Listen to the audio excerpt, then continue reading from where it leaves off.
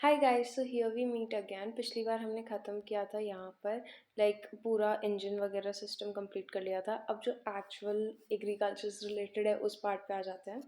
तो एग्रीकल्चर में basically tractors use होते हैं। इस लेक्चर में ट्रैक्टर्स के टाइप्स और यूटिलिटीज़ हैं। उसके बाद हम नेक्स्ट लेक्चर भी इसी में कवर कर लेंगे विच इज़ टिलेज। ठीक है, इसके बाद 2 लेक्चर्स होंगे, primary tillage and secondary tillage. और उसके अलग अलग अलग अलग कौन कौन सी चीज़ों से करना होता है ये है। तो it will take a little longer, तो वो बाद में मे बी नेक्स्ट वीडियो में। एंड जितना भी एडिटिंग वगैरह है एक बार वो कंप्लीट हो जाएगा। आई ऑल्सो लास्ट वीडियो के डिस्क्रिप्शन में ऐड इट जो पूरी फाइल जितनी जिसमें हाईलाइटेड और रिटन जितना भी होगा वो सारा इकट्ठे। सबसे पहले ट्रैक्टर पे आते हैं। ट्रैक्टर क्या है? Tractor self propelled power unit है। एक खुद से चलने वाली पावर यूनिट है। ऑफ कोर्स वो खुद से नहीं चलती, फ्यूल से चलती है, पर खुद जनरेट कर रही है वो पावर फ्यूल से, जिसमें व्हील्स या फिर ट्रैक्स होते हैं जिससे एग्रीकल्चर इम्प्लीमेंट्स या मशीन्स को ऑपरेट किया जा सकता है।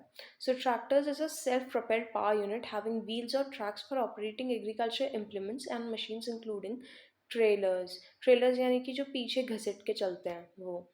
ठीक है, उसके बाद tractor engine is use as a prime mover for active tools and stationary farm machinery through power take off और बेल्ट पुलिंग।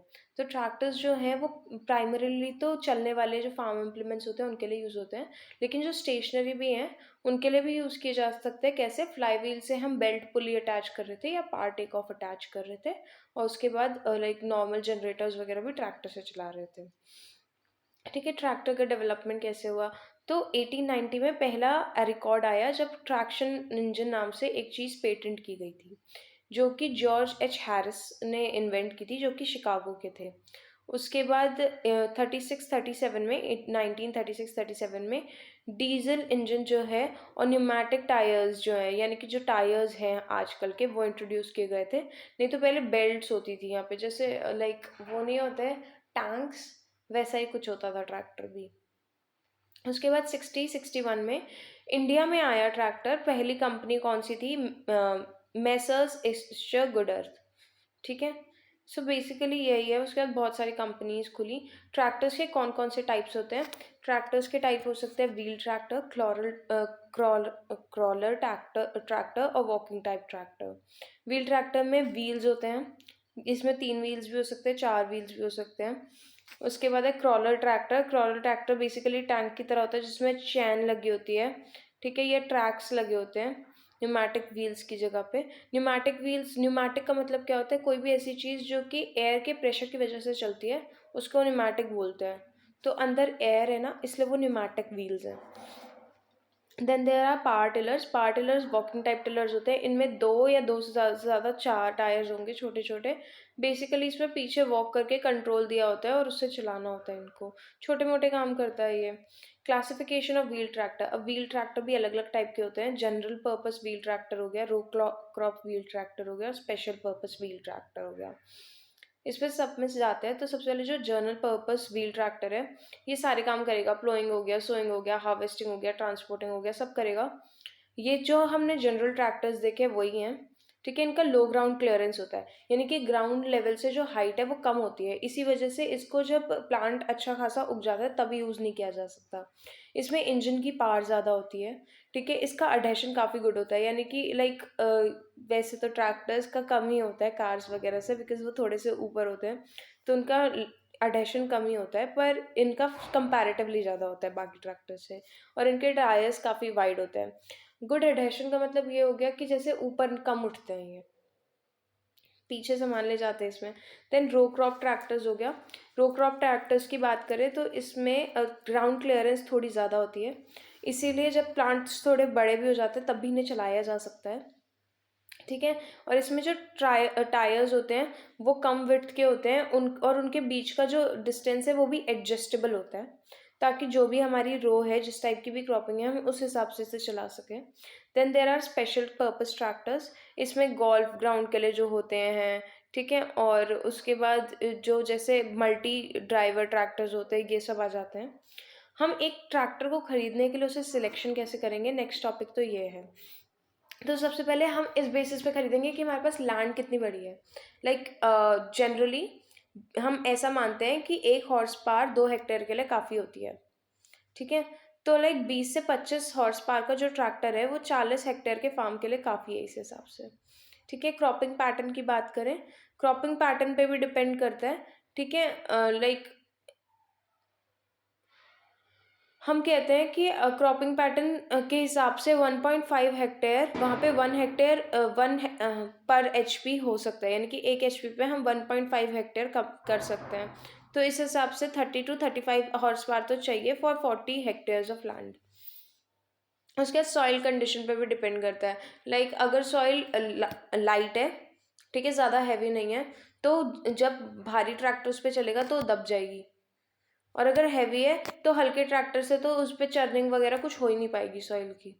तो इस बेसिस पे भी डिपेंड करता है। देन क्लाइमेटिक कंडीशन, अगर हम हॉट जोन राजस्थान वगैरह की बात करें तो वहाँ इतना पानी है ही नहीं, तो बेसिकली हम कोशिश करते हैं कि जो एयर कूल्ड इंजन है वो हों।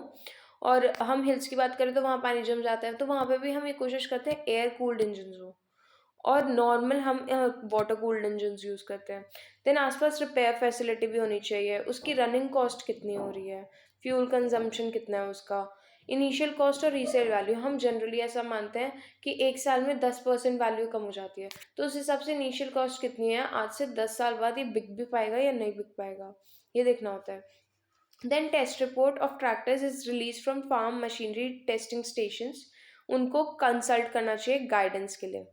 ठीक है। अब there are various components of the wheel tractor, IC engine, clutch, differential unit. Because we are not doing BTech agriculture, तो it's not very important, but let's just see them ऊपर से। ठीक है। तो जनरली एग्रीकल्चर कल्चरल ट्रैक्टर्स जो होते हैं वो 8 to 200 हॉर्स पावर के होते हैं। इंडिया में हम 25 से 80 हॉर्स पावर चलाते हैं, जनरली 40 ही होता है। ठीक है। वॉकिंग टाइप ट्रैक्टर्स जो होते हैं, जैसे कि मोरर हो गया, ग्रास मोरर जो हम घास काटने के लिए चलाते हैं, या फिर हमने पावर टिलर्स देखे, वो 8 to 12 हॉर्स पावर के होते हैं। क्लच, क्लच क्या होता है? क्लच बेसिकली जब हम पहले कोई भी चीज़ स्टार्ट करते हैं हम क्लच दबाते हैं ना, क्यों दबाते हैं क्लच?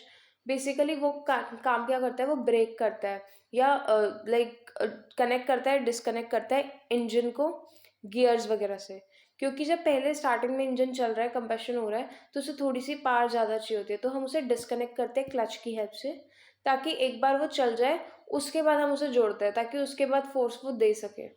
नहीं तो फिर दिक्कत हो जा नहीं तो फिर वो चल नहीं पाता एकदम से इतना हैवी लोड लेकर के। तो क्लच का काम यही होता है। ठीक है। क्लच का क्या लाइक नेसेसिटी है? Engine needs cranking by a suitable device, engine को क्रैंकिंग चाहिए होती है, यानी कि उसे घूमना होता है एक सूटेबल डिवाइस से। ठीक है। अच्छे से इजी क्रैंकिंग हो सके, यानी कि अच्छे से वो क्रैंक शाफ्ट जो है वो घूम सके, उसके लिए इंजन जो है वो rest of the transmission unit से डिस्कनेक्ट किया जाता है क्लच से। ठीक है। After the starting of the engine the clutch is engage to transmit the power of engine to gearbox. एक बार इंजन स्टार्ट हो जाए उसके बाद क्लच जो है उसको दोबारा इंजन और गियर बॉक्स को जोड़ देता है। ठीक है। गियर चेंज करने के लिए भी हमें उसको इंजन पावर से फ्री रखना पड़ता है, नहीं तो जो गियर टीथ है वो डैमेज हो जाएंगे, तब भी हम क्लच का यूज़ करते हैं। ठीक है। उसके बाद जो बेल्ट पुली है, ठीक है, अगर उसे ट्रैक्टर को फील्ड पे स्टॉप करने की ज़रूरत है इंजन को रोके बिना, तब भी यूज़ करते हैं हम इसको। लाइक जब हम बेल्ट पुली लगा रहे होते हैं पीछे या पीटीओ से पार ले रहे होते हैं, तब हम क्लच को यूज़ करते हैं, ताकि क्लच और बाकी के इंजन और बाकी के जो गियर्स वगैरह जिससे टायर्स वगैरह से चल रहा है उसको हम डिस्कनेक्ट कर सकें। ठीक है। उसके बाद है power transmission system of a tractor. Power transmission system में बेसिकली क्या होगा, ट्रैक्टर में रिड्यूसिंग पावर मैकेनिज्म होता है। ठीक है। गियर्स और शाफ्ट्स आते हैं यहाँ पे। ठीक है। जो इंजन का इससे पावर ट्रांसमिट होती है, फिर वो टायर्स के पास जाती है। पावर ट्रांसमिशन सिस्टम में क्या क्या आता है? क्लच आता है, ट्रांसमिशन गियर्स आते हैं, डिफरेंशियल आता है। डिफरेंशियल क्या होता है? आई टेल यू डिफरेंशियल क्या होता है। बेसिकली कभी कभी हमें ऐसा चाहिए होता है कि एक टायर ज़्यादा चले एक टायर कम चले। कैसे? जैसे अगर हम ट्रैक्टर को घुमा रहे हैं तो अंदर वाले टायर को जहाँ जिस तरफ वो घूम रहा है उस तरफ के टायर को कम डिस्टेंस चलना होगा और दूसरे वाले टायर को ज़्यादा डिस्टेंस चलना होगा। तो ये काम डिफरेंशियल करता है। ठीक है। एक और चीज़ होती है, जैसे जो पीछे के टायर्स होते हैं उनको अगर वो आगे के टायर्स के साथ सेम आरपीएम पे घूमेंगे तब तो चल नहीं पाएगा ट्रैक्टर, तो उनका टॉर्क बढ़ाना होता है तभी वो ट्रैक्टर्स बड़े रखे जाते हैं और वो डिस्टेंस कम करना होता है, ऐसा होता है। देन है ट्रांसमिशन गियर्स। ट्रांसमिशन गियर्स क्या करते हैं कि लो स्पीड हाई, मतलब जैसे ट्रैक्टर इंजन चल रहा है वो तो हाई स्पीड पे चलेगा ना, उसको लो स्पीड हाई टॉर्क पे कन्वर्ट करते हैं ट्रांजिशन गियर्स। डिफरेंशियल यूनिट क्या करती है कि एक ट्रैक्टर जो है वो स्लोअर चले और दूसरा ट्रैक्टर लार्ज फास्टर चले। डिफरेंशियल लॉक क्या होता है, वो लॉक होता है जो लग जाता है ताकि दोनों इकट्ठे चले। जैसे कि अगर मड में फंस गया तो दोनों अगर टायर्स सेम स्पीड पे चलेंगे तो शायद ट्रैक्टर बाहर निकल जाए, इसके लिए डिफरेंशियल लॉक होता है। ठीक है, उसके बाद steering mechanism, hydraulic control system. ये कहाँ होता है, जैसे हम पीछे कुछ भी लगा रहे हैं तो उसको उठाने गिराने के लिए हाइड्रोलिक कंट्रोल सिस्टम होता है। ये इसका बेसिस है पास्कल्स लॉ। ठीक है, पास्कल्स लॉ क्या कहता है कि अगर हम प्रेशर अप्लाई करते हैं किसी एनक्लोज फ्लूइड पे तो सारे डायरेक्शंस में इक्वली ट्रांसमिट होता है। यहाँ पे कोई ऑयल जाता है अंदर और फिर उसकी वजह से प्रेशर अप्लाई होता है। ठीक है, 3 पॉइंट हिट सिस्टम है, यानी कि 3 पॉइंट से हम उस कंपोनेंट को जोड़ेंगे जो ऊपर नीचे होगा हाइड्रोलिक कंट्रोल सिस्टम की हेल्प से। Then there are brakes. Part take off होता है जो कि part of tractor transmission system है, जिसकी हेल्प से हम लाइक ट्रैक्टर को रोक के भी एनर्जी जनरेटर में लगा सकते हैं। बेल्ट पुली का भी यही काम होता है। देर इज मेन स्विच, जहाँ से हम मेन स्टार्ट कर रहे हैं ट्रैक्टर। थ्रॉटल लेवलर होता है जो कि स्पीड इंक्रीज डिक्रीज करने के लिए होता है, ये ऊपर नीचे करके एक वो होता है जिससे स्पीड इंक्रीज और डिक्रीज होती है। Then there is light switch जो लाइट जलाने के लिए होता है। हॉर्न बटन होता है। वाटर टेम्परेचर गॉज, वाटर का टेम्परेचर क्या है ये दिखाने के लिए होता है। Oil pressure indicator, oil pressure क्या है वो दिखाने के लिए होता है। बैटरी चार्जर इंडिकेटर, बैटरी में कितना चार्ज है ये दिखाने के लिए होता है। ठीक है, उसके बाद ट्रैक्टर्स के कुछ और भी टर्म है, जैसे कि व्हील बेस। व्हील बेस क्या होता है, व्हील बेस होता है horizontal distance between front end rear wheels, यानी कि आगे के जो टायर है और पीछे के जो टायर है उनके बीच का जो डिस्टेंस है उसे व्हील बेस बोलेंगे। ग्राउंड क्लियरेंस, जो लोएस्ट पॉइंट है ट्रैक्टर का वो ग्राउंड से कितना ऊपर है उसे ग्राउंड क्लियरेंस बोलेंगे। हमने पढ़ा था अभी कि ग्राउंड क्लियरेंस जो जनरल पर्पस ट्रैक्टर्स होते हैं उनमें कम होता है, और जो like specially intercrop cultivation के लिए ट्रैक्टर्स होते हैं उनमें ज़्यादा होता है। Then there is track. Track क्या होता है, जो कि दो व्हील्स का जैसे आगे के दो व्हील्स का डिस्टेंस है या पीछे के दो व्हील्स का डिस्टेंस है उसे ट्रैक बोलेंगे। टर्निंग स्पेस, अगर हम स्पीड कम कर लें, ठीक है, तो कम से कम कितने डायमीटर में ट्रैक्टर पूरा टर्न कर पाएगा उसे टर्निंग स्पेस बोलते हैं, कितने एरिया में।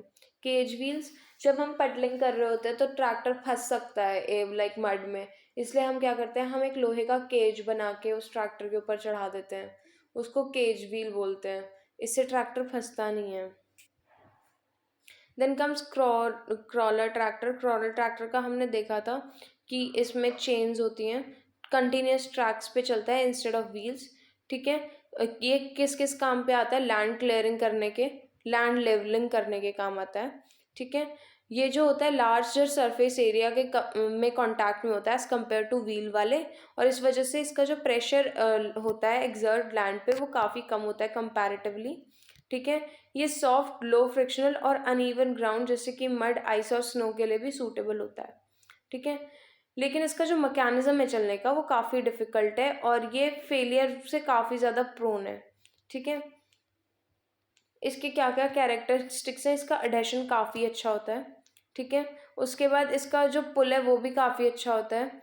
इसका लार्ज एरिया ऑफ कांटेक्ट है ग्राउंड सरफेस से। ठीक है, उसके बाद ये हैवी वर्क कर सकता है जैसे कि अर्थ मूविंग और रिक्लेमेशन वर्क जो होता है। रिक्लेमेशन वर्क मतलब लैंड वापस से नॉर्मल करना, हड़पना टाइप होता है।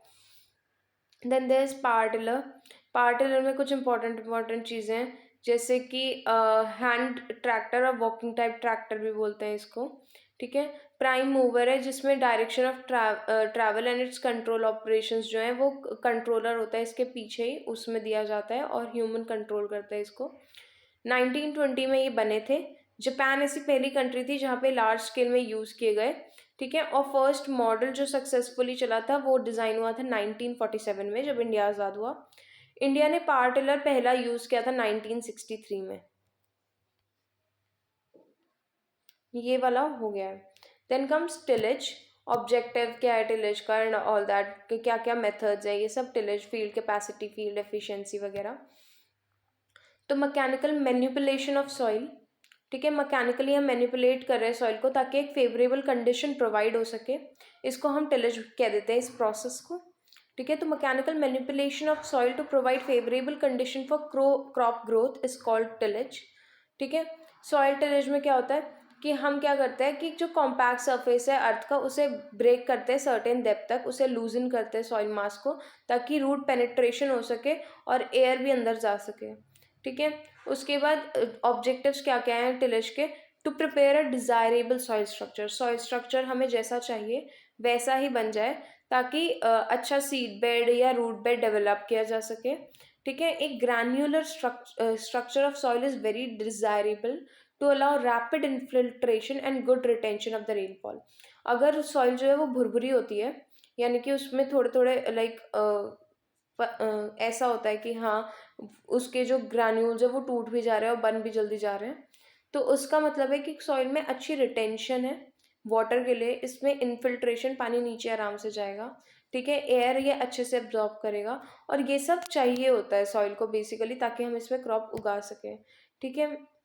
रूट पेनिट्रेशन को रेजिस्टेंस नहीं देगा अगर सॉइल भुरभुरी होगी तो, ठीक है।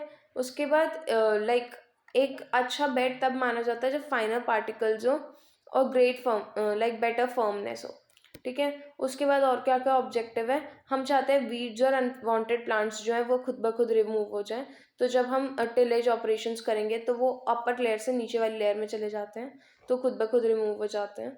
Then to minimise soil erosion, soil erosion minimise करने के लिए भी अलग अलग तरीके हैं, जैसे कि हम टिलेज में ही करते हैं नो टिल, ठीक है, रिडक्शन टिल वगैरह वगैरह आगे पढ़ते हैं, आगे पढ़ेंगे।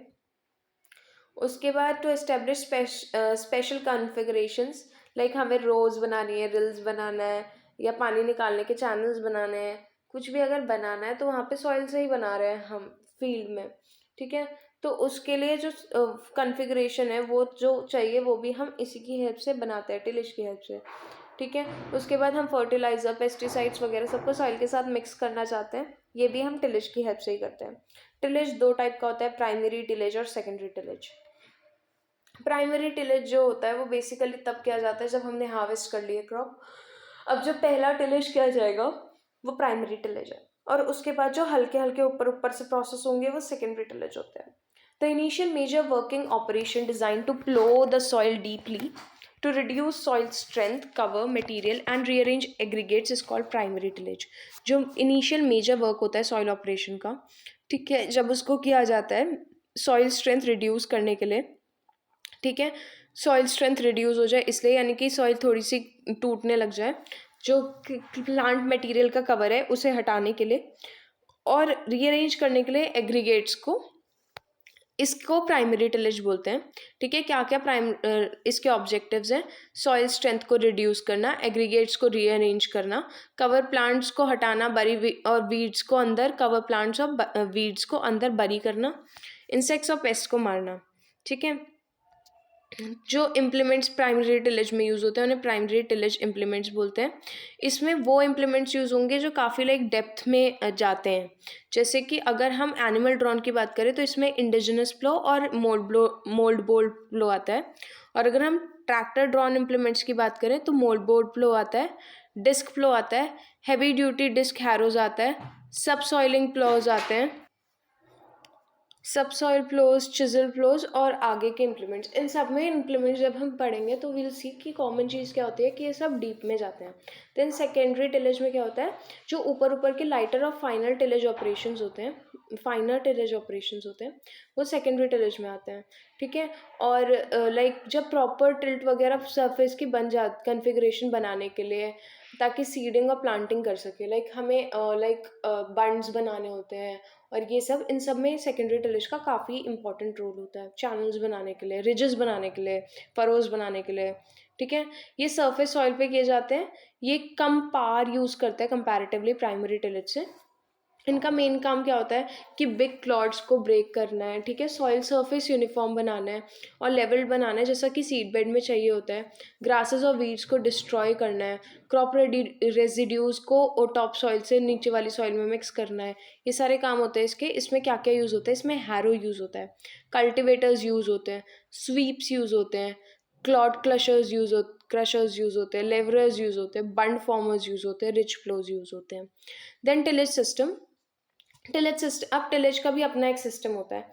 हम टिलेज कैसे कैसे करेंगे ये डिपेंड करता है हमारी चॉइस पे। जैसे कि क्रॉपिंग सिस्टम है, ठीक है, कि अलग अलग क्रॉप करने का सिस्टम होता है, वैसे ही टिलेज का भी सिस्टम है। अब टिलेज सिस्टम की बात करें तो मेनली आता है कन्वेंशनल टिलेज सिस्टम और कंजर्वेशनल टिलेज सिस्टम। कन्वेंशनल मतलब जैसा पुराना चला आ रहा है, और कंजर्वेशनल मतलब बचाव के लिए, ठीक है। तो कन्वेंशनल टिलेज सिस्टम में क्या होगा, हम पूरी पूरी लैंड जैसे जोतते हैं जनरली वैसे जोत देंगे, ठीक है। कंजर्वेशन में क्या होगा, we will only do it to a part of land and not the complete land. Conservational tillage में आते हैं तो द बेसिक पॉइंट इज कि एक प्लांटिंग कोई भी टिलेज और प्लांटिंग सिस्टम जिसमें हम 30% का सॉइल सरफेस जो है वो क्रॉप रेसिड्यू से कवर्ड छोड़ रहे हैं ताकि सॉइल इरोजन ना हो, उसको बोलेंगे कंजर्वेशनल टिलेज, ठीक है। तो लाइक प्लांटिंग के बाद भी अगर हम 30% पिछली क्रॉप का रेजिड्यूज छोड़ रहे हैं उसको बोलेंगे कंजर्वेशनल टिलेज, ठीक है। कंजर्वेशनल टिलेज के फर्दर टाइप्स हैं जैसे कि नो टिल जहाँ पे आप टिलेज बिल्कुल नहीं कर रहे हो, रिज टिल जहाँ पे आप रिजेस बना रहे हो, और मल्च टिल जहाँ पे आप मल्च छोड़ रहे हो। मल्च क्या हो गया, पुरानी क्रॉप का रेसिड्यू को मल्च बोलते हैं, ठीक है। नोटिल में क्या होता है, नोटिल में सॉइल जो है उसे अनडिस्टर्ब छोड़ दिया जाता है हार्वेस्ट से लेकर प्लांटिंग तक। सिर्फ न्यूट्रिएंट्स डाले जाते हैं, न्यूट्रिएंट का इंजेक्शन दिया जाता है। वीड्स हटाने के लिए मेनली इन तीनों में हर्बिसाइड्स का यूज़ किया जाता है, ठीक है। और इसमें लाइक प्लांटिंग और ड्रिलिंग कुछ नैरो सीड बेड और स्लॉट्स बनाए जाते हैं जहाँ पे होती है, ठीक है। और उसको कैसे बनाया जाता है, उसको कंटूर से, रो क्लीनर से, डिस्क ओपनर से, इन रो चिजल से या रोटो टिलर से। यानी कि बहुत ही कम काम किया जाता है, बहुत ही कम टिलिंग की जाती है, बस उतने एरिया में किया जाता है जहाँ पे हमें प्लांट्स उगाने हैं, और साइड में सब कुछ पुराने प्लांट का पड़ा रहता है, ठीक है। उसके बाद आ गया रिच टिल में भी सेम होता है। हमने हार्वेस्ट किया, उसके बाद सॉइल को अनडिस्टर्ब छोड़ दिया, ठीक है। न्यूट्रिएंट इंजेक्शन दिया, हर्बिसाइड्स यूज़ किए हमने ताकि लाइक प्लांट्स जो हमें नहीं चाहिए वो हट जाएं, ठीक है। उसके बाद जो सीड बेड प्रिपरेशन है ना वो रिजेस पे किया with sweeps, disc openers, contours, row cleaners वगैरह, और रेसिड्यू जो है वो रिजेस के बीच में छोड़ दिया। यानी कि हमने रिजेस बनाए, उनको हमने सब कुछ हटाया, और जो रिजेस के बीच के इंटरवल्स थे जो जो हटाया वो वहाँ छोड़ दिया, लाइक छोटे छोटे लाइंस बना दिए, रोज बना दी, ठीक है। इसको बोलते हैं रिज टिल। उसके बाद आती है mulch till. Mulch till, ridge till और नो टिल को छोड़ के जितने भी कंजर्वेशनल मेथड्स है वो मल्च टिल में आते हैं, ठीक है। इसमें बेसिकली हमें दो बताए हैं, जोन टिल और स्ट्रिप टिल, ठीक है। इसमें क्या होगा, जोन टिल में सीड्स और फर्टिलाइजर सिर्फ एक पर्टिकुलर जोन में होंगे, और स्ट्रिप यानी कि लाइंस में होंगे जहाँ पे हमें उगाना है, ठीक है। इसके बाद अदर टिलेज सिस्टम्स भी हैं जहाँ पे 30% से कम क्रॉप रेसिड्यू छोड़ा जाता है। कंजर्वेशनल में 30% और अदर में 30% से कम। इसमें आता है रिड्यूस टिल, इसमें हम 50 to 30% प्लांट रेसिड्यू कवर छोड़ते हैं, ठीक है। और लाइक कन्वेंशनल टिल जिसमें हम 15% से भी कम छोड़ते हैं, ठीक है। उसके बाद यहाँ पे हमने क्लासिफिकेशन बताया है कन्वेंशनल या क्लीन टिलेज का और कंजर्वेशनल टिलेज का। कन्वेंशनल को क्लीन पे बोलते हैं जबकि क्योंकि एंटायर फील्ड यूज़ की जाती है, कंजर्वेशनल में थोड़ा थोड़ा, ठीक है, बीच में रिड्यूस्ड लाता है, ठीक है। उसके बाद कंजर्वेशनल में हमें जो अलग दूसरे टाइप्स बताए वो है मिनिमम टिलेज, जहाँ पे हम उतना ही टिलेज करते हैं जितना कि नेसेसरी होता है। फिर मल्च टिलेज हमने पहले ही पढ़ लिया था, इसमें स्ट्रिप पढ़ लिया था, जोन पढ़ लिया था। इसके बाद आ जाते हैं हम प्लोइंग ऑफ लैंड पे। प्लोइंग क्या होता है, प्लोइंग प्राइमरी टिलेज ऑपरेशन है जिसमें हम पार्शियल या कंप्लीट सॉइल इन्वर्जन करते हैं, ठीक है। देयर आर लाइक टर्म्स जैसे कि फरो हो गया, फरो जो है इम्प्लीमेंट ने जो गड्ढा बच्चा बनाया है चलते टाइम उसको फरो बोल देंगे। फरो स्लाइस, गड्ढा बनाया तो जितना सॉइल उससे निकला वो फरो स्लाइस हो गया। फरो वॉल, क्राउन ऊपर का जो पार्ट होता है फरो का उसको क्राउन बोलेंगे। Back furrow, dead furrow, headland, ये सब हैं। देन मेथड्स इसके काफ़ी इंपॉर्टेंट है। मेथड्स में हम गैदरिंग पढ़ेंगे, कास्टिंग पढ़ेंगे। गैदरिंग में क्या होता है, ट्रैक्टर को हमने जितना एरिया प्लो करना है उसके जस्ट सेंटर में रखा, और घुमाते गए घुमाते गए घुमाते गए घुमाते गए, गोल गोल गोल गोल गोल साइड्स तक जाते हुए। इसे गैदरिंग बोलते हैं। गैदरिंग क्यों बोलते हैं? क्योंकि सेंटर में ऐसे सॉइल ज़्यादा होती है, साइड में कम हो जाती है। Then there is casting. Casting में हम लैंड के साइड से शुरू होते हैं और फिर गोल गोल गोल गोल गोल गोल घुमाते रहते हैं, लाइक एक साइड से दूसरी साइड। इसको कास्टिंग बोलते हैं। और कास्टिंग में क्या सीन होता है कि साइड्स में सॉइल ज़्यादा होती है, सेंटर में कम हो जाती है। ठीक है, ये दोनों अनइकोनॉमिकल प्रैक्टिसेस हैं करने के लिए। Then there is continuous ploughing method. Continuous ploughing method में क्या करेंगे, वहाँ पे जब हम फ्लो कर रहे थे ना, तो यू विल सी कि लाइक हमने यहाँ से यहाँ गए, यहाँ से यहाँ गए, ऐसा चल रहा है। ठीक है, तो इसमें सीन क्या हो रहा था कि जो लाइक लैंड के बाहर टर्निंग है वो काफ़ी ज़्यादा हो रही थी। यहाँ पे हम क्या करेंगे, उस टर्निंग को कम कर देंगे। हम क्या करेंगे, हम जैसे एक लैंड है उसका सिर्फ 1/3 पीस, ये लैंड है अगर, तो इसका सिर्फ 1/3 जो पार्ट है, सिर्फ इतने पार्ट को हम यूज़ करेंगे एक बार टर्निंग के लिए, और बाकी पूरे में टर्निंग नहीं करेंगे। नहीं तो वहाँ पे जैसे हम साइड में शुरू हो रहे थे कास्टिंग में, तो यहाँ इस साइड तक टर्न कर रहे थे, तो यहाँ से टर्निंग बहुत ज़्यादा हो रही है ना, तो हमने इसको कम कर दिया। यहाँ पे इसको ऐसे लेके गए और फिर ऐसे ऐसे ऐसे ऐसे ऐसे कंटिन्यूस फ्लोइंग करा हमने। तो ये डिफरेंस होता है कंटिन्यूस फ्लोइंग सिस्टम में। Then there is round and round ploughing system. Round and round ploughing system में क्या होगा, जैसे कि हमारी ये लैंड है,